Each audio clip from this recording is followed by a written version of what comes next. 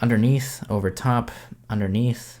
Yeah, I like that one. Hey there, welcome back to True North Reviews. My name is Ryan, and today we are reviewing the new Code Orange record, Underneath. This is the fourth from the Pittsburgh metalcore industrial metal group. They don't just belong to one genre. If anything, they are one of the most forward-thinking metal groups out there right now, incorporating elements of glitch from electronic music and modern production techniques from hip-hop. Code Orange, once known as Code Orange Kids, are doing a fine job when it comes to balancing innovation with a classic metal sound. It's certainly nice to hear them not latch on to the rap conventions of hip-hop and beat that trope or trend to death in metal, and pun not intended on death metal, I'm actually referring to new metal. On the flip side, if you're concerned that this band might be too experimental, they don't get lost on that side of genre fusing too much. They still find their moments to drop a hard-hitting, mosh-ready riff, and even what you'd come to associate with a traditional metal chorus, you know, the stuff that will stick with you in due time. And with this genre fusing and fresh, challenging approach to songwriting, it's not hard to believe that Code Orange have had a hard time fitting in with a particular scene, especially when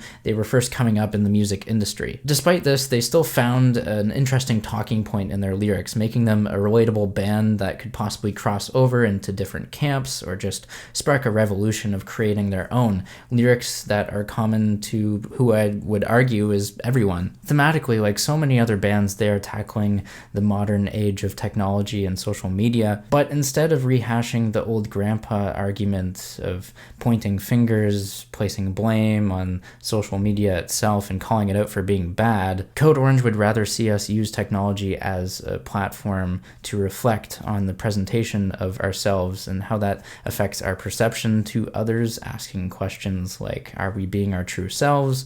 Are we putting forth our true identity? Speaking about true identities, I have to go on the record to say that I haven't returned to many metal albums in full since starting the YouTube channel, even the select number that I've reviewed. But there's something about this project Underneath that I get similar vibes to the industrial rock album, much like the Daughters record did for me back in 2018. Just a visceral, primitive kind of emotional response. I might not come back to it all the time, but Underneath here is a thrilling and entertaining listen. From the desolate and doom-filled industrial intro cut to the bombastic drum performance and singable jam that is The Easy Way, this album is in top-notch shape. If you're trying to get into the more accessible songs on this record, I have to recommend Sulfur Surrounding, which has a bit more of the standard metalcore songwriting. You know, we have the melodic singing in the chorus, thoughtful and softer playing of the guitar.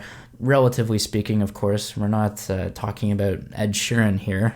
Yeah, anyways, Sulfur Surrounding is a great track, and it makes sense to be one of the singles. Now, if you're a fan of progressive metal, you'll notice similar lead vocals to Dream Theater on a couple of tracks like Autumn and Carbine and A Sliver. If you're looking for virtuosic drumming, Underneath has that too with the cut You and You Alone. This track features a flawless transition from the previous one, and it has quick hits on the ride cymbal that will surely remind you of Avenged Sevenfold. Now, if you're familiar with bands like Korn and Alexis on Fire, look no further than the track Who I Am, which is a nice union of new metal and post-hardcore. Pair that with a riff and rawness of a vintage Linkin Park tune, and you've got something sounding more like Code Orange. Not, of course, without the experimental edge, though. You can't forget that, because that's also part of Code Orange's identity. And yes, they certainly bled their heart and souls into this project with songs like Back Inside the Glass, Swallowing the Rabbit Hole, In Fear, and Last One's Left. All of these tracks have terrifying musical passages, each more unpredictable than the last, and sometimes making you feel like you're going to disappear into an abyss. Between the meticulously placed mosh sections and sci-fi glitches, you'll be looking at your phone thinking that you accidentally skipped part of the song, but no, that's the way it's intended. What else was intended was how great the lead single sounds as the closing and title track. Much like the rest of this record, for a while I thought this was just going to be a glitchy experimental metal song. It certainly sounds like that during the verses, but the chorus gives way for an exceptional and textbook heavy metal riff along with a catchy tune. Now, with that said, there are a couple spots on this record where I feel like the experimental edge might be taken too far. Things go awry. Code Orange might be biting off more than they can chew. I think of a song song like A Cold Metal Place. Sure, it's great for its wailing and screeching guitars. Those sound phenomenal.